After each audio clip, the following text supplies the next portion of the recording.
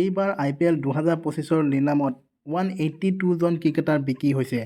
যি সময়ত কোটি কোটি টকাত IPLৰ নিলামত ক্ৰিকেটাৰ বিক্ৰী হৈছিল। ঋষভ পন্তৰ দৰে খেলুৱৈ যি সময়ত 27 কোটি টকাত বিক্ৰী হৈছিল আৰু IPL ইতিহাসৰে আটাইতকৈ দামত বিক্ৰী হৈছিল ঋষভ পন্ত। বৈভৱ সূৰ্যবংশীৰ দৰে বিহাৰৰ 13 বছৰীয়া ক্ৰিকেটাৰো 1 কোটি 10 লাখ টকাত বিক্ৰী হৈছিল এইবাৰ IPLৰ নিলামত। তেনে সময়তে কিন্তু বহু নামী দামী ক্ৰিকেটাৰক এইবাৰ IPLত কোনো দলেই কিনাৰ ইচ্ছা প্ৰকাশ নকৰিলে। তাৰ ভিতৰত যদি আমি চাবলৈ যাওঁ, 1 নম্বৰত যদি আমি চাব যাওঁ, কেন উইলিয়ামছনৰ নামটো আমি ক'ব লাগিব। কেন উইলিয়ামছনৰ IPLৰ বেষ্ট প্ৰাইচ আছিলে 2 কোটি টকা। কিন্তু কেন উইলিয়ামছনক কোনো দলেই কিনাৰ ইচ্ছা প্ৰকাশ নকৰিলে। কেন উইলিয়ামছন ভাৰতৰ কাৰণে বিৰাট কোহলি যেনেকুৱা, কেন উইলিয়ামছনো কিন্তু নিউজিলেণ্ডৰ কাৰণে তেনেকুৱা হয়।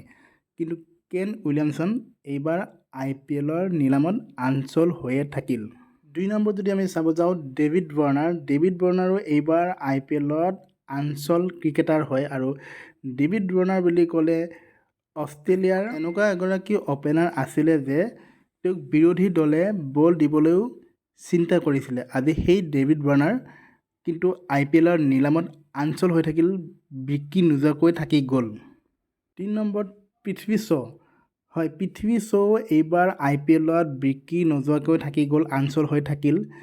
পৃথ্বী শ্ব যেতিয়া আণ্ডাৰ-19 খেলিছিল তেতিয়া সকলোৱে শচীনৰ দৰে ভৱিষ্যতৰ শচীন বুলি কৈছিলে। কিন্তু আজিৰ তাৰিখত IPLৰ নিলামত পৃথ্বী শ্ব কিন্তু আঞ্চল হৈ থাকিল। কিন্তু বয়সৰ ফালৰ পৰা চাবলৈ গ'লেও পৃথ্বী শ্বৰ কিন্তু ইমান বয়স হোৱা নাই।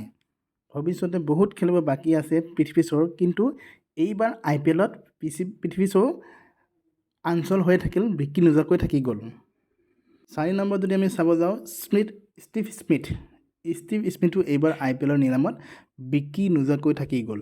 আৰু ষ্টিভ স্মিথৰ যদি আমি কথা ক'বলৈ যাওঁ তেতিয়াহ'লে বিৰাট কোহলি ভাৰতৰ বাবে যেনেকুৱা, কেন উইলিয়ামছন নিউজিলেণ্ডৰ বাবে যেনেকুৱা আৰু ষ্টিভ স্মিথো অষ্ট্ৰেলিয়াৰ কাৰণে তেনেকুৱাই। কিন্তু ষ্টিভ স্মিথকো এইবাৰ IPLত কোনো দলে ক্ৰয় নকৰিলে। তেওঁ IPLৰ বেষ্ট প্ৰাইচ আছিল 2 কোটি টকা। শাৰ্দুল ঠাকুৰ 5 নম্বৰত। তেওঁ এগৰাকী ভাৰতীয় খেলুৱৈ যি আঞ্চল হৈ থাকিল এইবাৰ IPLৰ নিলামত। আৰু শাৰ্দুল ঠাকুৰে ভাৰতৰ হৈ বহুতকেইখন খেলো খেলিছে আৰু লগতে তেওঁ IPLত চেন্নাই ছুপাৰ কিংছ আৰু অন্য টীমৰ হৈও খেলিছে আৰু ভাল প্ৰদৰ্শনো কৰিছে। কিন্তু এইবাৰ IPLত শাৰ্দুল ঠাকুৰো IPLৰ নিলামত আঞ্চল হৈ থাকিল, বিক্ৰী নোযোৱাকৈ থাকি গ'ল। নম্বৰ 6 মুস্তাফিজুৰ ৰহমান। তেওঁ বাংলাদেশৰ এগৰাকী খুব ভাল বলাৰ হয় আৰু যোৱাবাৰ IPLত তেওঁ চেন্নাই ছুপাৰ কিংছৰ হৈ খেলিছিল। কিন্তু এইবাৰ IPLত তেওঁ কোনো দলেই কিনাৰ ইচ্ছা প্ৰকাশ নকৰিলে আৰু তেওঁ বিক্ৰী নোযোৱাকৈ থাকি গ'ল এইবাৰ IPLৰ নিলামত। নম্বৰ 7 জনি বেইৰষ্টো। আৰু জনি বেইৰষ্টো ইংলেণ্ডৰ এগৰাকী ভাল খেলুৱৈ। কিন্তু এইবাৰ IPLৰ নিলামত জনি বেইৰষ্টোকো কোনো টীমেই কিনাৰ ইচ্ছা নকৰিলে জনি বেইৰষ্টোক। নম্বৰ 8 নবীন উল হক। আফগানিস্তানৰ এগৰাকী খুব ভাল খেলুৱৈ, ভাল ক্ৰিকেটাৰ। তেওঁ খুব ভাল সুন্দৰ বলিং কৰে। তেওঁ আফগানিস্তানৰ হৈ মেইন টীমত ভাল বলিঙে কৰে আৰু IPLতো তেওঁ ভাল বলিঙে কৰিছিল। কিন্তু এইবাৰ IPLৰ নিলামত নবীন উল হককো কোনো টীমেই কিনাৰ ইচ্ছা প্ৰকাশ নকৰিলে আৰু নবীন উল হকৰ এইবাৰ IPLত বেষ্ট প্ৰাইচ আছিল 2 কোটি টকা আৰু তেওঁ আঞ্চল হৈয়ে থাকি গ'ল। Number 9 Daryl Mitchell. Daryl Mitchell এগৰাকী নিউজিলেণ্ডৰ খেলুৱৈ আৰু তেওঁ এগৰাকী খুব ভাল খেলুৱৈ। যোৱাবাৰ IPLত তেওঁ চেন্নাই ছুপাৰ কিংছৰ হৈ খেলিছিলে আৰু চেন্নাই ছুপাৰ কিংছৰ হৈ যোৱাবাৰ তেওঁ ইমান ভাল খেলিব নোৱাৰিলে। কিন্তু তেওঁ এইবাৰ IPLৰ নিলামত আঞ্চল হৈ থাকি গ'ল, কোনো টীমে তেওঁক এইবাৰ ক্ৰয় নকৰিলে এইবাৰ IPLত। আৰু নম্বৰ 10 আমি যদি চাব যাওঁ, তেওঁ হৈছে উমেশ যাদৱ।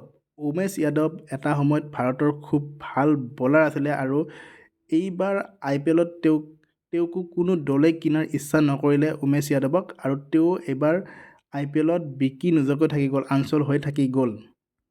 এয়া আছিল IPLৰ নিলামত এইবাৰ বিক্ৰী নোযোৱা 10 গৰাকী নামী দামী ক্ৰিকেটাৰ।